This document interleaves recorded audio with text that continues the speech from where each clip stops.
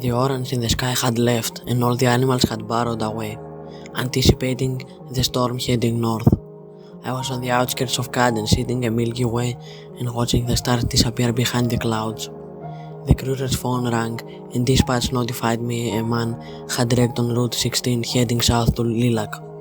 What happened was the storm had covered the road, which is normally empty at night. Caden is a small town and Lilac is even smaller. The only people that drive down Route 16 are the farmers needing groceries, and they are never out that late. I figured the wreck was an outsider, somebody who didn't know the roads tend to be unsalted since the town saves money by giving that job to the son. Dispatch told me a tow was on the way, but it would be at least an hour. The guy would feel safer with the cops there, but small towns have small forces, and it was my night on patrol. I'd have to do. I finished my Milky Way and drove off. The minutes on the road and the white winds had already rushed past the car.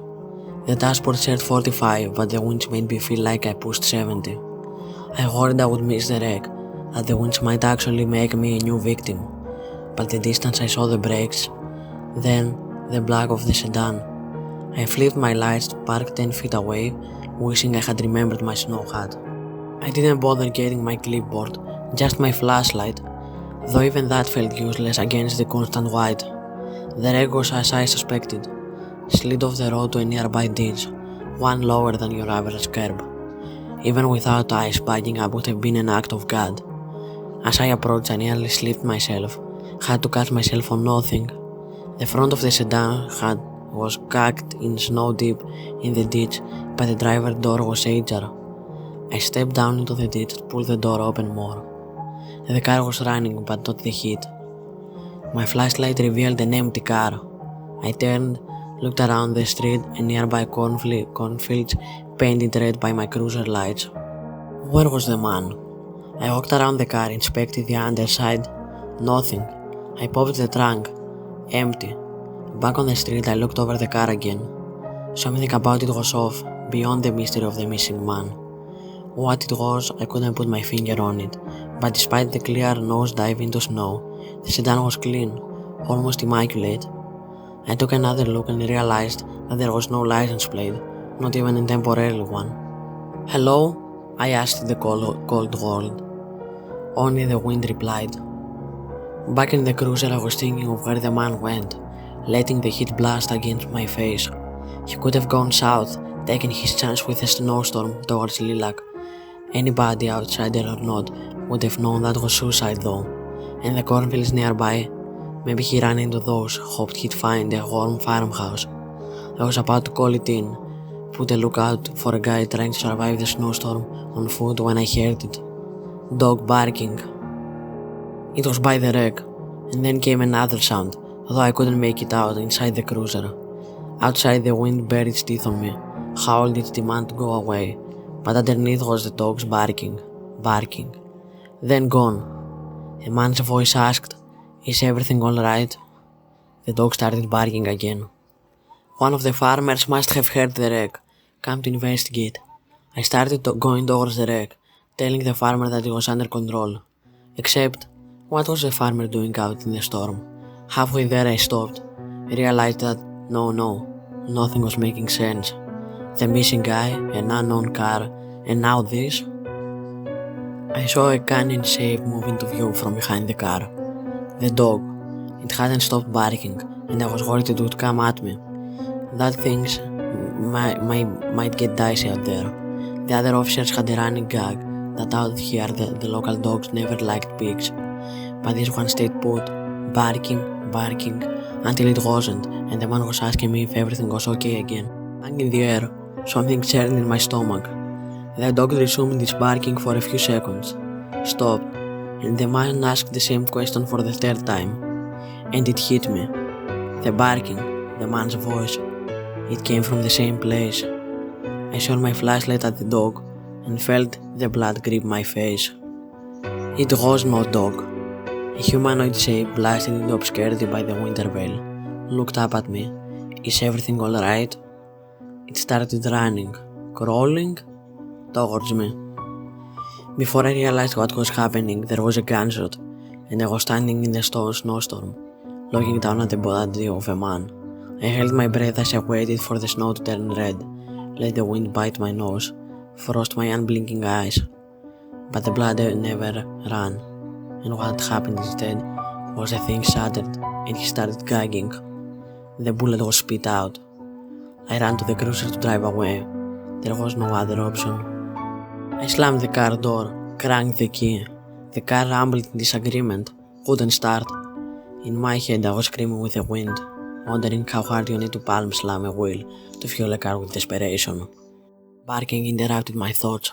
I started to blabber to myself, all those years wanting to be a cop, suddenly going into my ears, melting to the floor.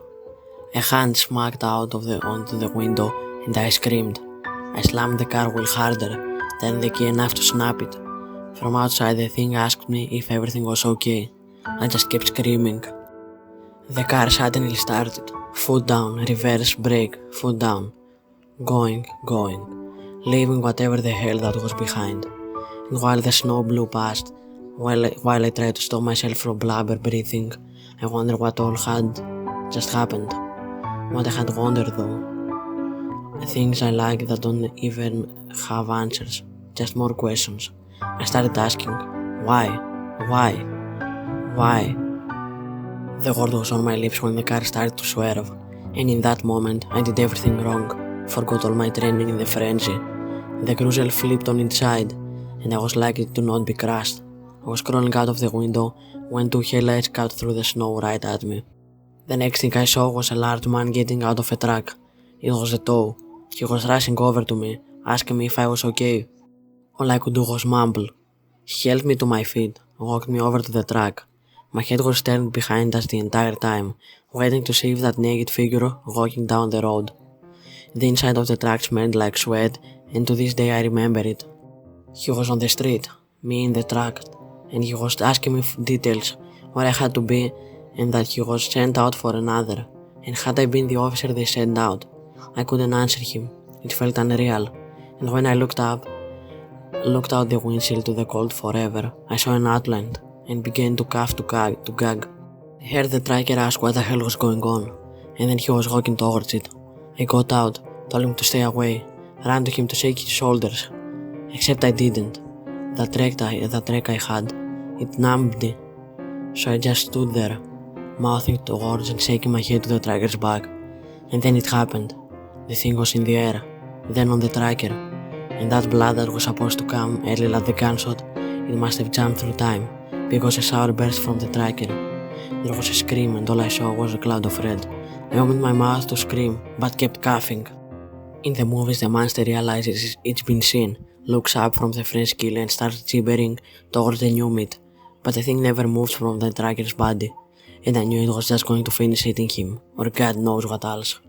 So like a coward I got into the truck, out my shaking hands on the wheel and hit the gas. I didn't even run over the thing, I just rushed past it, not letting myself look over, for fear the thing would be looking at me, for fear the truck it would be. I drove all the way to Lilac. I fell out of the truck into the snow-covered parking lot of a Dollar General.